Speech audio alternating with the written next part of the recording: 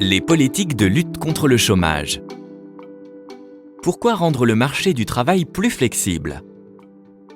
Les politiques de flexibilisation peuvent permettre de lutter contre le chômage structurel.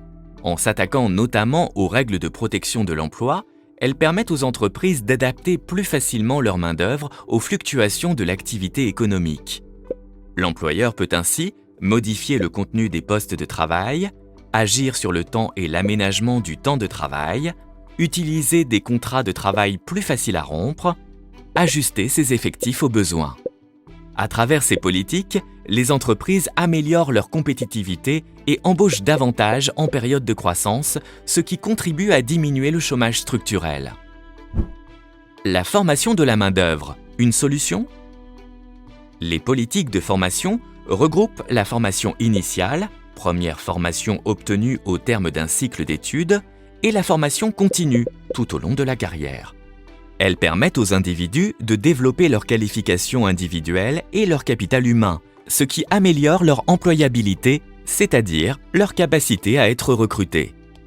La formation de la main-d'œuvre permet ainsi d'ajuster les compétences des travailleurs aux besoins des entreprises, permettant donc aux chômeurs d'occuper les emplois non pourvus dans l'économie, ce qui fait diminuer le chômage structurel.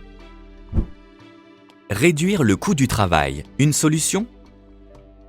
Le coût du travail est composé des cotisations sociales patronales, salariales et du salaire net. L'abaissement du coût du travail passe principalement par une baisse des cotisations et a deux effets principaux. Les nouveaux travailleurs sont moins coûteux, ce qui facilite durablement les embauches et contribue à la baisse du chômage structurel.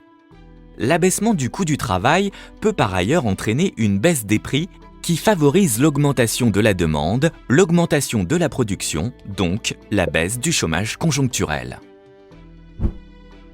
La relance de la demande globale favorise-t-elle l'emploi?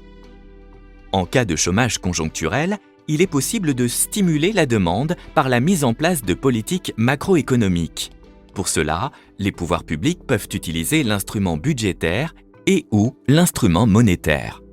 La politique budgétaire a pour but d'augmenter les revenus des agents économiques par la hausse des prestations sociales, la baisse des prélèvements obligatoires et la hausse de l'investissement public, ce qui entraîne en fin de compte une hausse de la consommation et de l'investissement, favorisant la baisse du chômage. La politique monétaire de relance, menée par la Banque centrale, permet la baisse du coût du crédit qui stimule à son tour la consommation et l'investissement. Dans les deux cas, l'action des pouvoirs publics concourt à la hausse de la demande globale, permettant de réduire le chômage conjoncturel à travers la hausse de la croissance. Les politiques de lutte contre le chômage sont donc diverses et dépendent de la nature du chômage. La lutte contre le chômage structurel peut passer par des politiques de flexibilisation du marché du travail, de formation de la main-d'œuvre ou encore par la baisse du coût du travail. La lutte contre le chômage conjoncturel s'exerce principalement à travers la stimulation de la demande par des politiques budgétaires et monétaires de relance.